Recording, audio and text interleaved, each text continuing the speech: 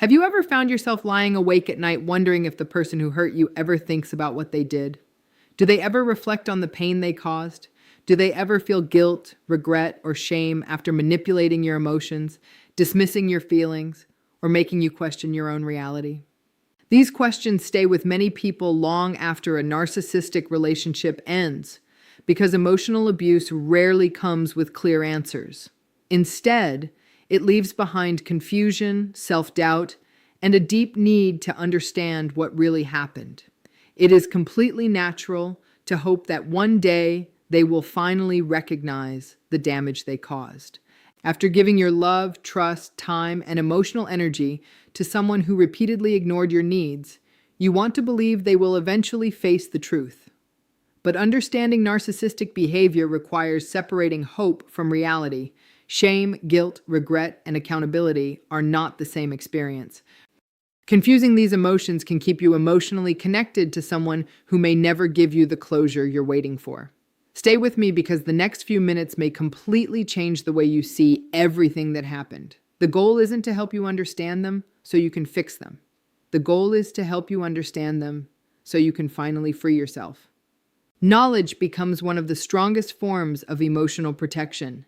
The more clearly you understand what happens beneath the surface, the less likely you are to blame yourself for pain that was never yours to carry. One of the biggest misunderstandings about narcissistic behavior is the belief that narcissistic people never experience shame. The reality is far more complicated. Beneath many narcissistic personalities exists an overwhelming fear of being exposed as inadequate, deeply flawed, or unworthy. Emotionally healthy people can admit their imperfections without believing those mistakes define who they are forever. They understand that making a mistake doesn't erase their value. Someone with strong narcissistic traits often experiences flaws very differently. To them, admitting they hurt another person can feel like admitting they are completely defective as a human being. That emotional experience becomes so threatening that powerful psychological defenses automatically appear before genuine accountability has a chance to develop. Instead of saying, "I made a mistake," they convince themselves someone else created the problem. Instead of allowing themselves to feel vulnerable, they become defensive. Instead of accepting responsibility, they rewrite the story until they become the victim and everyone else becomes the problem. This is why so many people leave narcissistic relationships feeling emotionally exhausted and deeply confused. You naturally expect another person to process guilt the same way you would if you had hurt someone you loved. But narcissistic defenses interrupt that emotional process long before real accountability can happen. When shame begins to surface, it rarely appears as sadness, empathy, or sincere regret. More often, it hides behind anger, criticism, blame, control, or emotional attacks. This is one of the most important ideas to understand because many survivors mistake those reactions for confidence or complete indifference. In reality, these behaviors often work like emotional armor. Imagine standing in front of a mirror that reflects every painful choice you've ever made. An emotionally healthy person may feel uncomfortable looking into that mirror, but over time, they can accept what they see, learn from it, and grow. Someone with strong narcissistic defenses often cannot tolerate that reflection. Instead of changing themselves, they try to destroy the mirror. They criticize the people who challenge them. They attack anyone who holds them accountable. They spread false stories or present themselves as the true victim. These behaviors are not signs of strength. They are signs of emotional avoidance. The louder they blame others, the harder they may be trying to silence the shame they cannot bear to face. Understanding this doesn't excuse the harm they caused. It simply explains why meaningful change is often so uncommon. Keep watching, because the next insight explains why waiting for an apology can keep you emotionally trapped. Many people spend years hoping the narcissistic person will finally apologize, admit the truth, or openly recognize the pain they caused. While sincere apologies can happen in emotionally healthy relationships, they are much less common when narcissistic patterns are deeply rooted. Feeling ashamed is not the same thing as accepting responsibility. Someone may privately experience discomfort, embarrassment, or even regret, while still refusing to admit they were wrong. Why does that happen? because acknowledging the truth threatens the carefully protected image they have spent years creating. Instead of apologizing, they may minimize your pain, justify everything they did, or insist you misunderstood the situation. Sometimes they even accuse you of being the abusive one. This leaves many survivors questioning their own memories and wondering if the abuse was somehow their fault. That confusion is exactly why understanding these patterns is so important. Once you recognize them, you stop expecting accountability from someone whose emotional survival depends on avoiding it. You stop waiting years for words that may never be spoken. One of the most surprising truths is that your healing often becomes one of the strongest reminders of their hidden shame.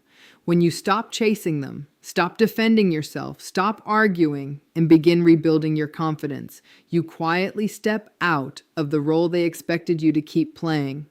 Relationships built around narcissistic control often depend on emotional dependence. They expect you to keep seeking their approval, explaining yourself, and hoping they will eventually become the person you believed they could be. But when you begin living peacefully without them, everything changes. Your growth becomes undeniable evidence that their control no longer works. You become living proof that their version of the story was never the complete truth. That doesn't always mean they will admit everything they did. In many situations, they may become even more critical, more dismissive, or suddenly try to reconnect. Those actions are usually not signs of genuine love or deep remorse. More often, they reflect discomfort with losing the influence they once had over your life. The greatest lesson is this: your healing must never depend on another person's ability to become self-aware. Waiting for someone with strong narcissistic patterns to admit they hurt you places your emotional future into the hands of someone who has repeatedly shown they cannot provide emotional safety. That is an incredibly painful place to remain, but it is also a place you have the power to leave. Your value has never depended on their apology. Your truth has never depended on their agreement. Your recovery has never required their permission. The strongest form of closure isn't hearing them finally admit, "I was wrong." The strongest form of closure is reaching the point where those words are no longer necessary for your peace. That is emotional freedom. That is how you reclaim your identity. That is the moment the relationship finally loses its power over your life. When you invest your energy into understanding yourself, instead of endlessly trying to understand why they refuse to change, your life begins to transform. You stop defining yourself by the pain they caused and begin defining yourself by the strength, wisdom, resilience, and self-respect you discovered while overcoming it. Pain becomes your teacher instead of your identity. You no longer need validation from the person who tried to take away your confidence. You no longer measure your worth by someone else's inability to love in a healthy way. Real freedom begins the moment you stop asking whether they feel enough shame and start recognizing that your future was never meant to depend on their emotional awakening. Whether they ever face the truth is no longer your responsibility. Your responsibility is protecting your peace, honoring your value, and continuing to build a life where respect, honesty, and emotional safety become the standard you never again settle below. And that is one victory no one can ever take away from you. This is exactly why so many people leave conversations with a narcissistic person feeling more confused than when they started. Instead of hearing, "You're right, I'm sorry," they are met with excuses, blame, denial, or personal attacks. Before long, the conversation is no longer about what they did. It becomes focused on your flaws instead.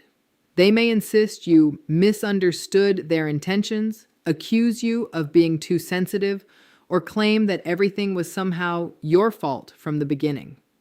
These reactions are not signs of emotional maturity or confidence. They are protective strategies designed to keep painful self-reflection as far away as possible. Understanding this difference is incredibly important because many survivors believe that if they could only explain themselves more clearly, provide stronger evidence, or remain patient long enough, the other person would finally understand the pain they caused. But emotional awareness cannot be forced onto someone whose defenses are built around avoiding it. The more directly their behavior threatens the carefully protected image they have of themselves, the more defensive they usually become instead of thoughtful or reflective. At first, this truth can feel deeply disappointing, yet it can also become one of the most freeing realizations of your healing journey. Their refusal to acknowledge your pain is not proof that your experience wasn't real. It is not evidence that you deserve the mistreatment or that you failed to communicate well enough. More often, it reflects their inability to tolerate the emotional discomfort that real accountability requires. Once you truly understand that, you stop measuring your worth by another person's willingness to admit the truth. Instead, you begin trusting your own experiences, honoring your own healing, and realizing that genuine closure doesn't always come from another person's apology. Sometimes it comes from understanding why that apology may never arrive and choosing peace anyway.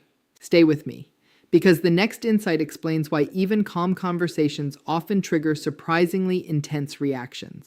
One of the most confusing experiences after narcissistic abuse is watching how dramatically they react to even the smallest amount of accountability. You may calmly point out a hurtful comment, remind them about a promise they broke, or explain how their behavior affected you, expecting an honest and respectful conversation. Instead, they suddenly become angry, defensive, dismissive, or even cruel. Sometimes they raise their voice. Sometimes they accuse you of attacking them. Other times, they bring up mistakes you made years ago or completely change the subject to avoid discussing their own actions. For someone who has never experienced these patterns before, those reactions can seem completely irrational. But when viewed through the lens of narcissistic defenses, they begin to make much more sense. What appears to be confidence or emotional strength is often a desperate attempt to escape feelings they cannot comfortably face. One of the strongest of those feelings is shame. Shame is one of the most painful emotions a person can experience because it doesn't simply say, "I made a mistake." It quietly says, "There is something fundamentally wrong with me." Emotionally healthy people are usually able to separate their actions from their identity. They understand that making poor choices doesn't permanently define who they are. That ability allows them to apologize, learn, and grow without feeling emotionally destroyed. A person with strong narcissistic patterns often struggles to make that separation. Their self-image depends heavily on appearing successful, admired, intelligent, superior, or morally right. Anything that threatens that carefully protected image can feel unbearable. Rather than sitting with those uncomfortable emotions, they instinctively defend themselves. Unfortunately, those defenses rarely appear as vulnerability. More often, they show up as anger, criticism, blame, control, or emotional withdrawal. For example, if you confront them about lying, they may accuse you of being paranoid. If you express sadness over the way they treated you, they may call you dramatic, emotional, or impossible to satisfy. If you establish a healthy boundary, they may suddenly describe you as selfish or uncaring. These reactions redirect attention away from their behavior and place the emotional burden back onto you. One common pattern behind this is known as psychological projection. Instead of recognizing qualities they cannot accept within themselves, they unconsciously assign those qualities to someone else. They may accuse you of being manipulative while manipulating you. They may call you controlling while trying to control every decision you make. They may insist you are dishonest while hiding the truth themselves. Over time, this creates enormous confusion because you begin questioning your own memory, judgment, and perception of reality. That growing self-doubt becomes one of the most damaging effects of emotional abuse. Another common defense is the need to maintain control at all costs. If admitting your pain would require acknowledging they behaved unfairly, they may instead increase controlling behaviors. They might give you the silent treatment, criticize your achievements, spread false stories, or suddenly try to regain your attention after long periods of distance. These behaviors are not evidence that they have developed empathy. More often, they are attempts to restore the emotional balance that protects them from facing uncomfortable truths. Understanding these reactions changes the questions you ask yourself. Instead of asking, "Why are they treating me this way?" you begin asking, "What are they trying so hard to avoid?" That shift allows you to stop taking every insult, accusation, or criticism as a definition of your worth. Their reactions become information instead of personal truth. Keep listening, because the next realization may be the one that finally helps you let go of waiting for validation. One of the hardest truths to accept after leaving a narcissistic relationship is that someone can secretly experience moments of shame without ever becoming accountable for the harm they caused. Many survivors continue holding on to hope because they believe that if the other person feels bad enough, an apology will eventually follow.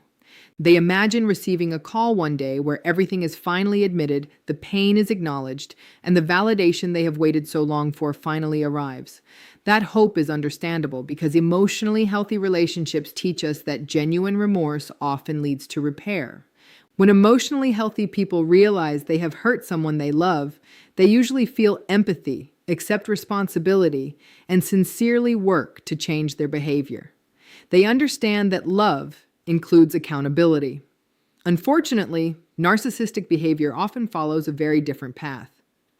They may experience discomfort after losing a relationship, damaging their reputation, or realizing they no longer have influence over someone they once controlled. But that discomfort doesn't automatically become genuine responsibility. Instead of asking themselves, "How did my actions affect this person?" they are often asking, "How has this situation affected me?" That difference changes everything because it reveals where their emotional focus remains. Their attention is often centered on the consequences they are experiencing rather than the pain someone else endured. They may miss the admiration, attention, convenience, or control the relationship once provided, but that doesn't necessarily mean they have developed empathy for the person they mistreated. This is why many survivors become confused when a narcissistic person suddenly reaches out after months or even years of silence. The message may sound kind, nostalgic, or even apologetic. They may say they've been thinking about you, that they miss you, or that they wish things had ended differently. Those words can feel meaningful, but it is essential to look beyond the language and observe the overall pattern. Do they accept specific responsibility, or are their statements vague and carefully worded? Do they acknowledge your pain without excuses, or do they quickly shift the conversation back to themselves? Genuine accountability is clear, consistent, and supported by lasting changes in behavior. Empty remorse may sound emotional for a moment, but it often disappears as soon as they regain a sense of control. Your healing doesn't depend on whether they finally understand the damage they caused. It depends on recognizing your own truth, protecting your peace, and refusing to hand your future back to the person who repeatedly showed they could not protect your heart. Another reason accountability is so difficult for people with strong narcissistic patterns is that admitting they were wrong threatens the identity they have carefully protected for years. They often see themselves as the victim, the hero, the misunderstood person, or the one who has been treated unfairly by everyone around them. Accepting responsibility would require tearing down that story and facing difficult truths about themselves. For someone whose self-worth depends on maintaining a flawless image, that emotional experience can feel overwhelming. Instead of accepting responsibility, they often rewrite the past. They may insist that you exaggerated what happened, claim that your actions forced them to behave the way they did, or point to your mistakes whenever the conversation turns toward theirs. These strategies help protect the image they have created, but they also prevent real growth. For survivors, this truth can be heartbreaking because it means the closure they hoped for may never arrive in the way they imagined. Yet there is also incredible freedom in understanding it. Their refusal to accept responsibility is not evidence that your pain was unimportant. It is not proof that your memories are inaccurate or that your emotions are somehow invalid. More often, it reflects another person's emotional limitations. Once you truly understand this, you stop waiting for someone else to confirm what you already know in your heart. You begin trusting your own experience instead. Your healing no longer depends on hearing the words, "I was wrong." It depends on believing yourself, honoring everything you've overcome, and recognizing that your peace is far too valuable to leave in the hands of someone unwilling to take responsibility for their actions. Stay with me, because the next part reveals why your healing becomes one of the most powerful things they will ever witness, even if they never admit it. One of the most meaningful moments in your healing journey begins when you start changing, not for them, not to prove a point, and not to win them back, but for yourself. At first, those changes are usually quiet. You stop answering every message. You stop defending yourself against every false accusation. You stop explaining your boundaries again and again. Instead, you begin investing your energy into your own well-being instead of constantly trying to manage someone else's emotions. Those changes may seem small, but they represent a major shift in the emotional balance of the relationship. The person who once depended on your reactions, your attention, and your emotional availability suddenly realizes the old strategies no longer work. For someone with strong narcissistic traits, that can be deeply unsettling because your healing becomes a mirror reflecting everything they have spent years trying to avoid. One of the defining features of these relationships is the imbalance of power. They often expect to hold the position of control while the other person remains focused on earning approval, avoiding conflict, or constantly trying to restore peace. Over time, one person's emotional needs dominate while the others are repeatedly ignored. The moment you begin healing, that unhealthy cycle starts to break. You stop looking to them for constant reassurance.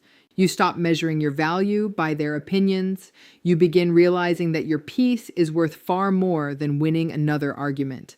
That emotional independence changes the relationship in ways they never expected.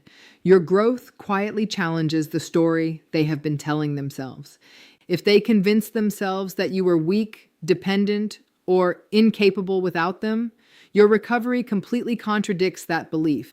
Every healthy boundary you protect, every goal you accomplish, and every joyful moment you experience without their involvement becomes undeniable proof that you were never as powerless as they wanted you to believe. For someone who depends on feeling superior, your growth can quietly awaken the shame they have worked so hard to bury. Instead of facing that discomfort honestly, they often respond with behaviors designed to regain a sense of control. Sometimes they unexpectedly try to re-enter your life. They may send a casual message, react to your social media posts, or ask mutual friends how you're doing. Other times, they become unusually critical, spread false stories, or try to minimize your achievements. In some situations, they suddenly appear unusually kind, generous, or nostalgic, hoping to recreate the emotional connection that once gave them influence over you. These actions can easily be mistaken for love, regret, or genuine change. That is why it is so important to look beyond words and temporary gestures. Real change is shown through consistent accountability, genuine empathy, and long-term changes in behavior, not through brief moments that disappear once they regain your attention. It is equally important to remember that your healing is not an act of revenge. The goal is never to make them jealous, ashamed, or guilty. If your recovery is still focused on proving something to them, they continue occupying the center of your emotional world. Real healing begins when your attention shifts completely away from their reactions and toward your own growth. You begin making decisions because they reflect your values, not because you hope someone else notices them. Your confidence no longer depends on another person's approval or recognition. There is something deeply empowering about reaching the point where another person's inability to value you no longer determines how you see yourself. You stop asking whether they finally understand what they lost and begin appreciating everything you have gained. You gain clarity instead of confusion. You gain self-respect instead of self-doubt. You build healthier relationships based on mutual respect instead of emotional control. Most importantly, you gain the freedom to create a future that is no longer limited by someone else's emotional shortcomings. Whether they ever fully face their hidden shame is ultimately their responsibility, not yours.